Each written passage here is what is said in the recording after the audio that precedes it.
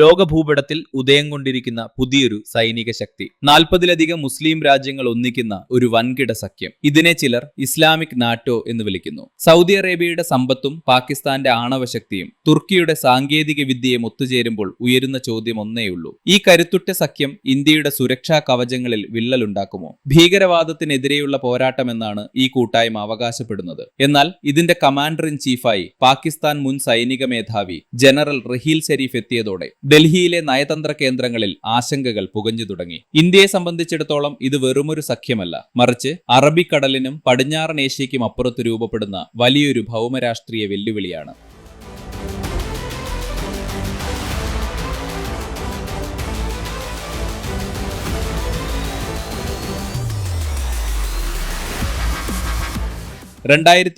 December 15 ലോകത്തെ ഞെട്ടിച്ചുകൊണ്ട് Saudi Arabian കിരീടാവകാശി മുഹമ്മദ് ബിൻ സൽമാൻ ആ പ്രഖ്യാപനം നടത്തി. Islamic military counter terrorism coalition അഥവാ IMCTC രൂപീകൃതമായിരിക്കുന്നു. പ്രധാനമായും ഐസിസിനെ പോലെയുള്ള അതിതീവ്ര ഭീകര സംഘടനകളെ അടിച്ചമർത്തുക എന്നതായിരുന്നു ഇവരുടെ പ്രഖ്യാപിത ലക്ഷ്യം. എന്നാൽ ഈ സഖ്യത്തിന്റെ ഘടന പരിശോധിച്ചാൽ ഒരു കാര്യം വ്യക്തമാണ്: ഇറാൻ പോലുള്ള ഷിയ രാജ്യങ്ങളെ ഇതിൽ നിന്നും ഒഴിവാക്കിയിരിക്കുന്നു. മേൽപ്പറഞ്ഞ നടപടികൾ കേവലം ഒരു ഭീകരവിരുദ്ധ പോരാട്ടത്തിനപ്പുറം പ്രസ്തുത മേഖലയിലെ അധികാര സന്തുലിതാവസ്ഥ മാറ്റാനുള്ള ഒരു നീക്കമാണെന്ന് നിരീക്ഷകർ കരുതുന്നു.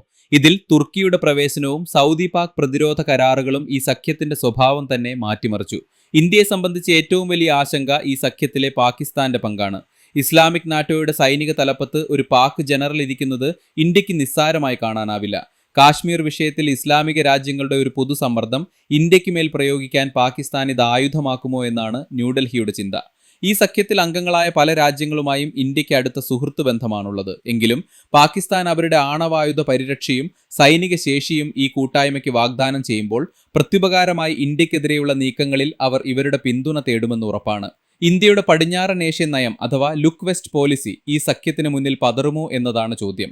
സൗദി അറേബ്യയും UAEയും ഇന്ത്യയുടെ ഏറ്റവും വലിയ വ്യാപാര പങ്കാളികളാണ്.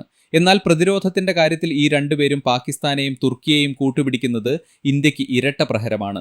ഭീഷണികൾ തിരിച്ചറിഞ്ഞ ഇന്ത്യയും വെറുതെ ഇരിക്കുന്നില്ല. ഇസ്ലാമിക് നാറ്റോയുടെ രൂപീകരണത്തിന് മറുപടിയായി ഇന്ത്യ പുതിയ സഖ്യങ്ങൾ കെട്ടിപ്പടുക്കുകയാണ്. തുർക്കിയെ പ്രതിരോധിക്കാൻ ഗ്രീസുമായും സൈപ്രസുമായും ഇന്ത്യ കൈകോർത്തിരിക്കുന്നു. അർമേനിയയ്ക്ക് ആയുധങ്ങൾ നൽകിക്കൊണ്ട് ഇന്ത്യ മധ്യേഷ്യയിലും തങ്ങളുടെ സാന്നിധ്യം അറിയിച്ചു. ഇസ്രായേലുമായുള്ള ഇന്ത്യയുടെ പ്രതിരോധ ബന്ധം ഇന്ന് അതിന്റെ ഉച്ചസ്ഥായിയിലാണ്. ആധുനിക ഡ്രോണുകൾ മുതൽ മിസൈൽ പ്രതിരോധ സംവിധാനങ്ങൾ വരെ ഇന്ത്യയുടെ പക്കലുണ്ട്. ഇസ്ലാമിക് നാറ്റോ ഒരു വെല്ലുവിളിയാണെങ്കിൽ ഇന്ത്യയുടെ പക്കൽ അതിനുള്ള മറുതന്ത്രങ്ങളുമുണ്ട് എന്ന് സാരം. നിലവിൽ ഇസ്ലാമിക് നാറ്റോ ഇന്ത്യക്ക് നേരിട്ടുള്ള ഒരു സൈനിക ഭീഷണി ഉയർത്താൻ സാധ്യത കുറവാണ്. കാരണം ഈ സഖ്യത്തിലെ പല രാജ്യങ്ങളും ഇന്ത്യയുമായി നയതന്ത്രപരമായും സാമ്പത്തികമായും ബന്ധിക്കപ്പെട്ടിരിക്കുന്നു. എങ്കിലും പാകിസ്ഥാനും തുർക്കിയും ചേർന്ന് നടത്തുന്ന ഗൂഢനീക്കങ്ങൾ ഇന്ത്യയുടെ സുരക്ഷാ താൽപ്പര്യങ്ങൾക്ക് മേൽ കരിനിഴൽ വീഴ്ത്തുന്നുണ്ട്. ലോകം മാറുകയാണ്. മതവും രാഷ്ട്രീയവും സൈനിക ശക്തിയും ഇരചേരുന്ന പുതിയൊരു കാലഘട്ടത്തിലേക്ക് നാം കടന്നിരിക്കുന്നു. ഈ പുതിയ ചെസ് കളിയിൽ ഓരോ നീക്കവും നിർണായകമാണ്. അതുകൊണ്ട് തന്നെ ഇന്ത്യക്ക് തങ്ങളുടെ തന്ത്രപരമായ ഒരു സ്വയംഭരണം നിലനിർത്താൻ കൂടുതൽ കരുത്തുറ്റ ഒരു നയതന്ത്രമായിരിക്കും ഭാവിയിൽ ആവശ്യമായി വരിക. ഭീഷണി ദൂരെയാകാം, പക്ഷേ ജാഗ്രതയാണ് നമ്മുടെ കരുത്ത്. ജയ് ഹിന്ദ്.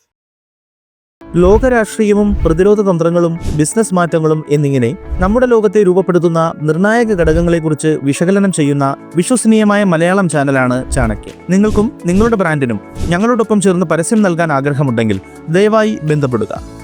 ബന്ധപ്പെടേണ്ട നമ്പർ 9947590027.